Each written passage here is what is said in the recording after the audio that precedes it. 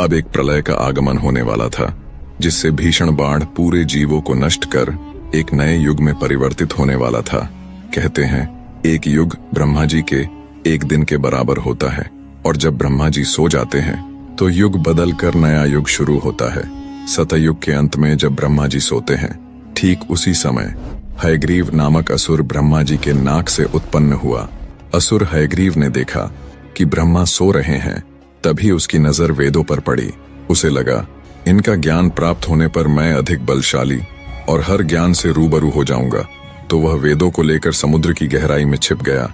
जब भगवान विष्णु को यह पता चला कि वेदों को असुर ने चुरा लिया है और वह अगले युग में नहीं जा पाएंगे, तो सृष्टि में हलचल मच जाएगी।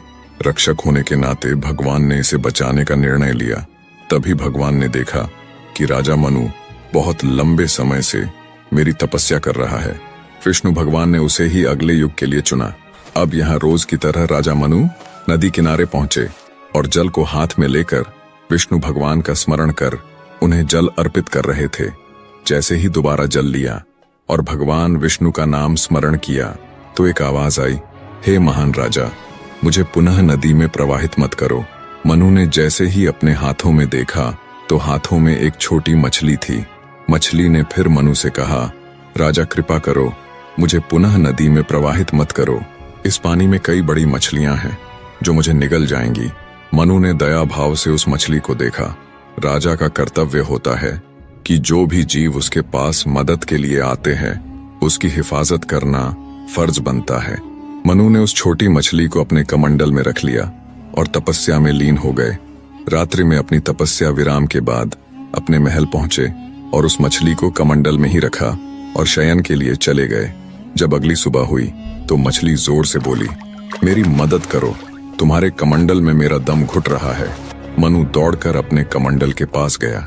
देखा तो मछली का आकार पहले से अधिक हो गया है और वह कमंडल में रह नहीं सकती। बिना विचार के वह एक बड़ा पात्र लेकर आए और उसमें पानी को भरा और मछली को उसमें डाल दिया। इसके बाद मछली ने कुछ राहत की सांस ली और मनु को धन्यवाद किया। मनु मुस्कुराते हुए अपनी प्रार्थना करने को रवाना होने ही वाला था। तभी मछली की फिर से आवाज आई, राजा ये पात्र भी छोटा है, मुझे कृपया बड़े पात्र में स्थान दो। मनु ये देख हैरान हो गया कि अभी कुछ समय पहले ही इसे बड़े पात्र में डाला था, ये इतनी बड़ी कैसे हो गई। मनु ने महल से और बड़ा पात्र लिया और उसमें जल भरकर उसे डाल दिया। मछली ने राजा को फिर से धन्यवाद दिया। विष्णु भगवान को दिल से मानने वाले सभी भक्त जय श्री राम जरूर लिखे। धन्यवाद।